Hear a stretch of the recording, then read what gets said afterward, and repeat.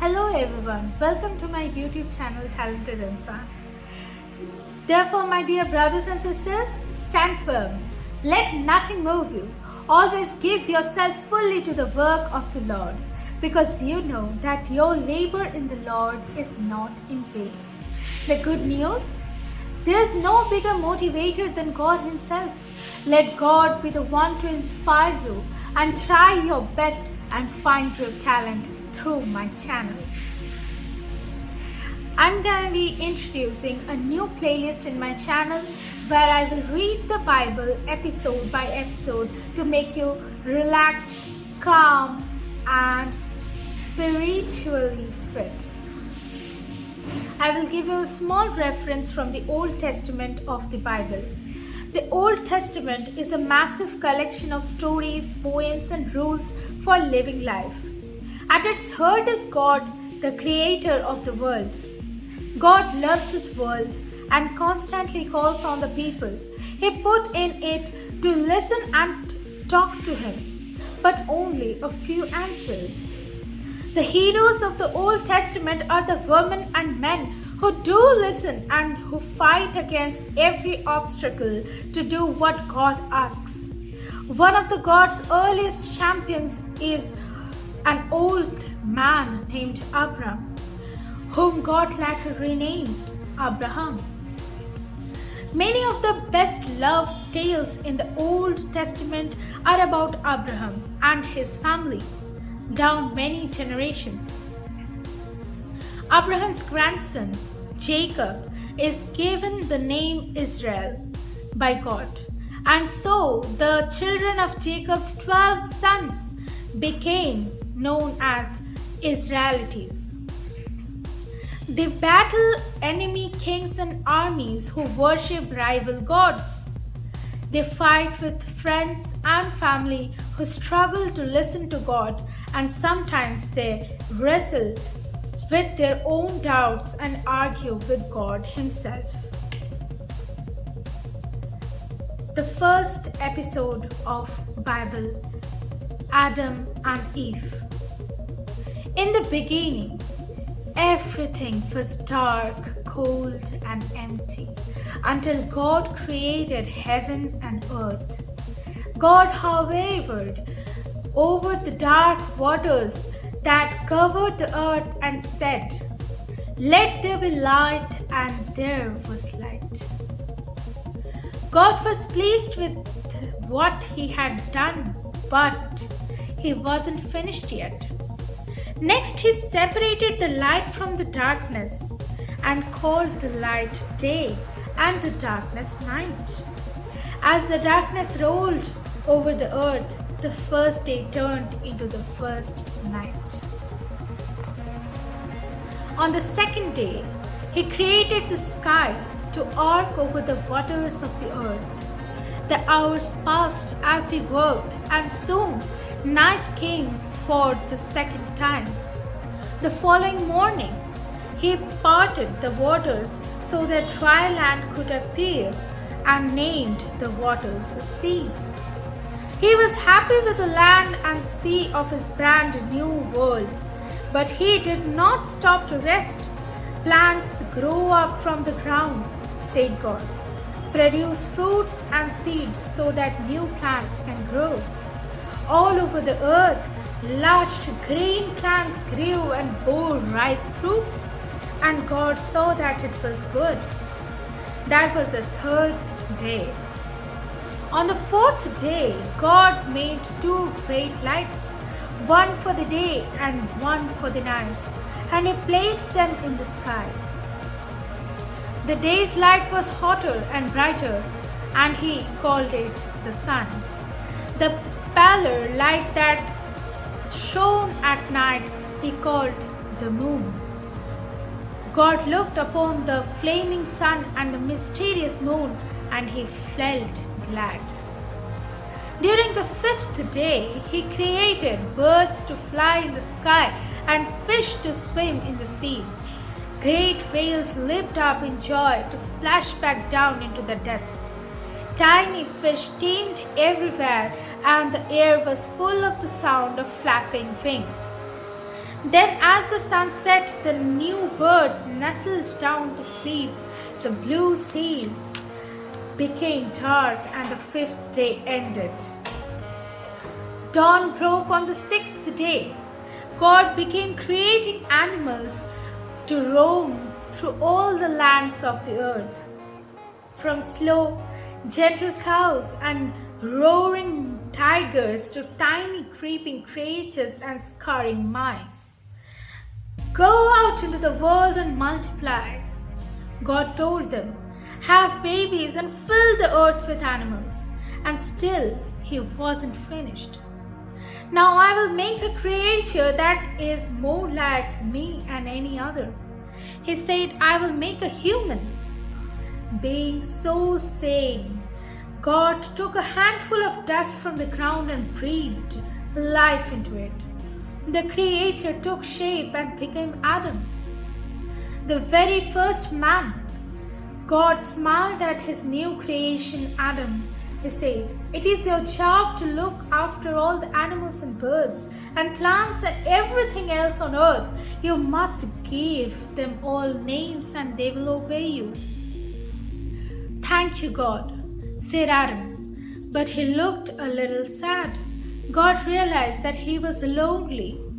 I will make a companion for you, God said. At that moment, Adam fell into a deep, deep sleep. God took one of the ribs from Adam's chest and shaped it into a human form. This Eve, said God, when Adam woke up, she is a woman, and you will give birth to a named baby Eden. You will have children together and fill the earth with people. Adam and Eve entered the Garden of Eden and looked around in wonder. Eden was dazzling, lovely, full of ripe fruits and bright flowers. The air was heavy with the scent of nectar and honey. God pointed to a tree in the middle of the garden. You may eat the fruits of any bush or tree in the garden except the one in the middle. He said, for that in the tree of knowledge. Anyone who eats its fruit will gain knowledge of good and evil, and that is forbidden. If you disobey me, you will die. Adam and Eve promised that they would never eat the forbidden fruit. God looked at the two humans and at everything that he had made, and he saw that it was all very good indeed. As the sun set, he knew his work was finished. On the seventh day, God and everything on his earth rested. Adam and Eve gazed in delight at all the beautiful animals and plants that God had made for them. They were naked, but they saw nothing wrong with that. They didn't even have a word for naked yet. It was just the way things were. Time passed in the Garden of Eden. Adam and Eve cared for the animals and plucked plump, ripe fruits for the trees whenever they were hungry. One day, a serpent came, creeping on soft feet through the garden. Eve watched as it approached, wondering that it might want. The serpent reared up on its hind legs and spoke in a hissing whisper, as gentle as a kiss. It is true that God told you that you can't eat the fruit of every tree in the wonderful garden. He said, we may eat from every tree, said Eve, except from the tree in the very middle of Eden.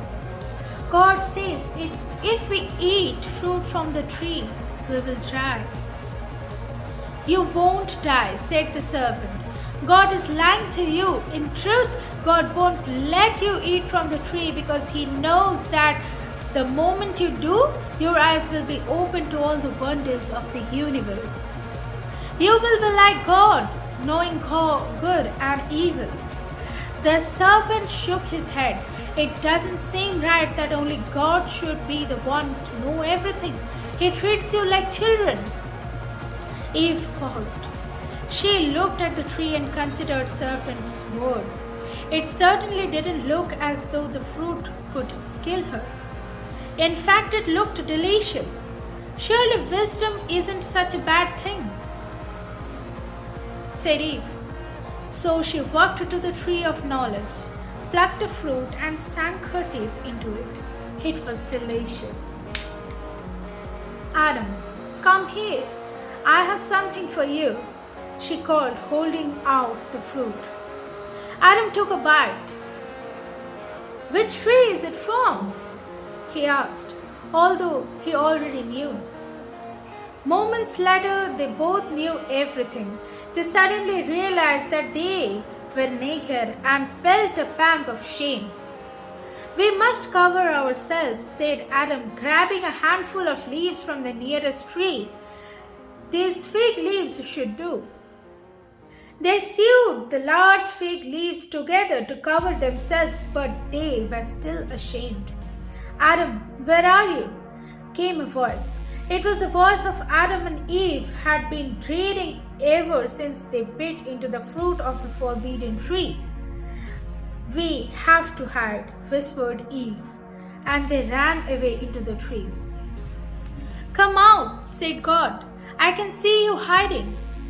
So they come out of their hiding places. Adam spoke to God. I heard your voice and I was ashamed because I was naked, so I hid. Who said you were naked? Asked God. Adam and Eve did not reply. Have you eaten the fruit of the forbidden tree? God asked. After I ordered you not to?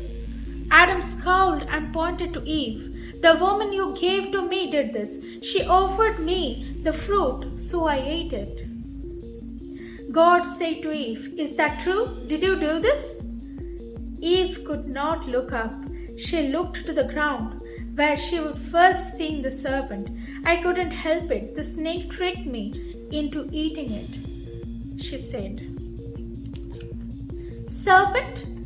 Roared God in a voice of thunder and fury. The serpent came slinking out from the long grass. It did not look up, it merely hissed to me itself. Because you did this, worm, you are cursed, said God. You will always crawl on your belly and eat dust all the day of your life. The serpent tried to rear up on its hind legs in defense, but it could not.